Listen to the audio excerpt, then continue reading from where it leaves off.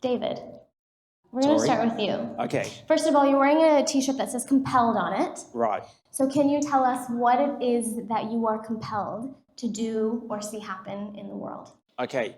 I think it changes all the time, but I am compelled to provide opportunities for people to shine. And at the moment, that's in a school context. So I'm compelled to give students opportunities to excel, to exceed, to shine. Mm-hmm. And I'm compelled to share the love of God with them and for them to know that their worth does not come from an A or a B or whatever the Australian curriculum says that they should get, that they are loved. Yeah, I'm compelled to do a lot of things, aren't I? Yeah. Good thing. Yeah. Like I said before, as we spoke, there in our conversation, there was really clearly a before posture and an after posture when it came to the idea of permission and our engagement with each other in Nexus. And so what I want to ask you guys is, can you give me a little bit, paint a picture for me about when the before moment. Paint me a picture of your posture, what you have believed about yourself historically, who you've been. Okay, so pre-Project Nexus? Yeah. So pre-Project Nexus, I was playing in the corner with my toys and not coming out of the corner, playing happily by myself, not really shining myself, and just surviving in the environment that I was in. I had had really painful and quite experiences that embarrassed me and shamed me in doing jobs and taking up positions that people would expect you to do because maybe you're slightly incompetent at them. But that didn't work out for various reasons, that I hated those positions and the people who were around me probably hated me being in those positions too. And so it was really, really painful. But one of the first things we did in Project Nexus was the 6 Working Geniuses. Mm-hmm. And that was a massive moment where I feel that God spoke through the results of those geniuses to say, David, we actually need you. You have great leadership skills. You have amazing things to offer. It's just that your leadership style is a little bit different to other people's styles. And it didn't work in that context. Mm-hmm. And I took all the shame and blame for that not working,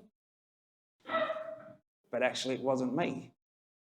Mm-hmm. So it took that moment for me to realise that I'm an enabler and I'm tenacious in doing that. And in having that combination, I am the loyal finisher.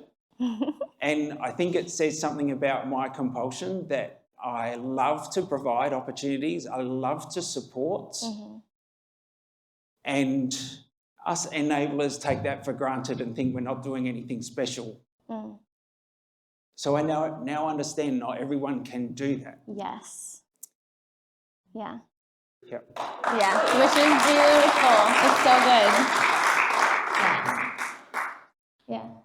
Do you want the other moment? Obviously. Okay. Yeah. Tell me the other significant moment. There was another significant moment because I too am a cricketer, and it's interesting. I loved what you said, Steve, because I don't care what's over the other side of the fence. I'm not interested in the other side of the fence. It doesn't intrigue me one little bit. I want to play the game and grind the game out and be in it for the long haul. And so we can back together and I'll work with you. You hit the sixes and I'll get the singles to get you on strike. Yeah. So we had a moment where we were down the beach and we had all gone off individually. Yeah, this was an incubate retreat. Yes. Yes, yeah. It was. I can't remember the beach. Seacliff? Thank you. Yeah. We're at Seacliff Beach and there were sailboats out in the ocean, and I love watching. There's something about the water. I'm very blessed that I see the water every day. It's so calming. But I love watching the sailboats too. I'm there watching them, and I can't remember if a hooter went off. Something told the boats it was time to come back into shore. Mm-hmm. And I was fascinated.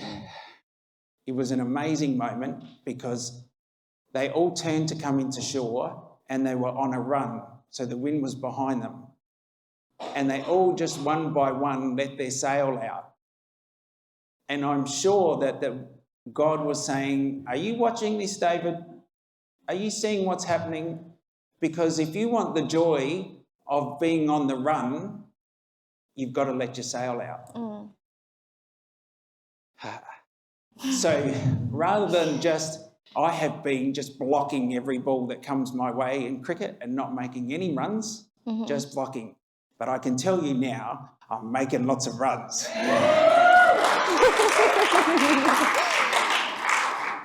David, I would actually love for you to get a little bit specific with us about in what ways are you now letting your sail out? Or making, there's two analogies here, pick one. Let's just tell me now, because I want to hear from you practically.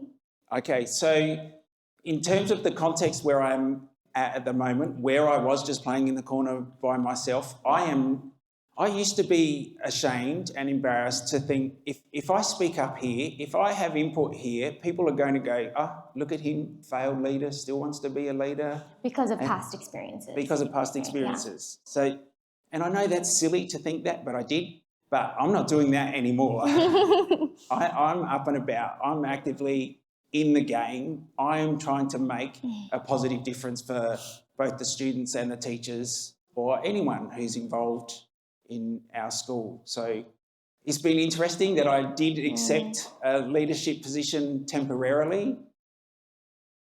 I needed to take a swing. Yeah. But I had the opportunity to go just the other week when it was offered for me for next year. That's not actually the position I need to be in. So Thanks for that offer, but that's not me.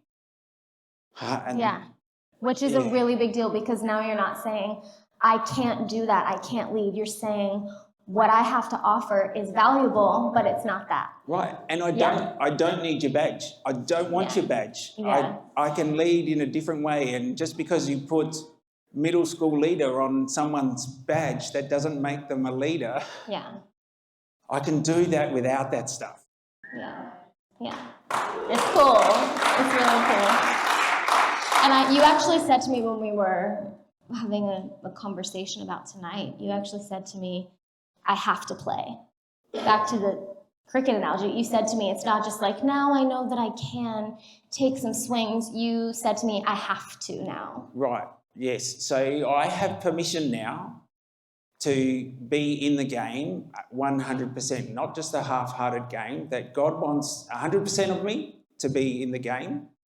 And so that's what I will do. Yeah. I'm not sure. I'm still learning. Is the context right for me? But we'll continue to discover that. But at least for this moment, I am in the game.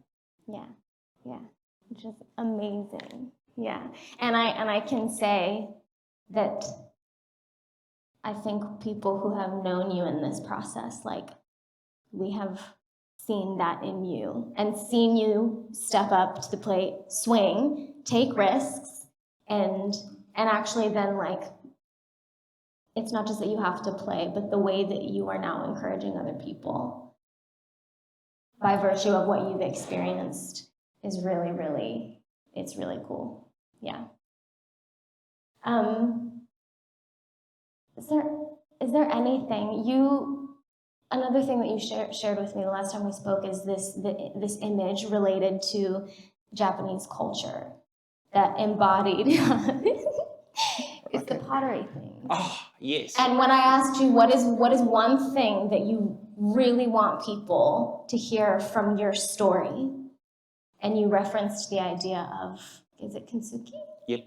Yeah, so I've been doing that with my students. I've been in a fascinating spot with my year 10s who had to learn about how to talk about what they want to become when they're older, and they hated the idea of that. And so we went through all these different other Japanese ideas because that's what I teach. I teach Japanese, but I was just saying earlier, Japanese is just a vehicle I use to try and show love to kids and to get them to think about what's important.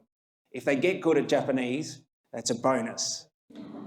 So anyway, we did kintsugi and spoke about the beauty in the broken pot being put back together. There was an interesting moment in that when we had the pots, and I said to the students, okay, it's time to break them. It was so hard. They didn't want to break them. And we had a great chat about, isn't that interesting, about here's me talking to them about playing safe and being small, and how sometimes we need to risk being broken so that we can get put back together by God in an even more beautiful way than what we were. Mm-hmm. So I've had a lot of fun with those students. It's been interesting. Yeah. Yeah, for sure. Was that what I spoke to you about? That's exactly it. Oh, good. Yeah, you nailed it. You nailed it. Oh, good. Yeah, thank you. That's awesome, David. Anything to add before we shift? No, I don't think I have anything to add. I think you have lots to add, but we could talk all night. So Good. Thank you.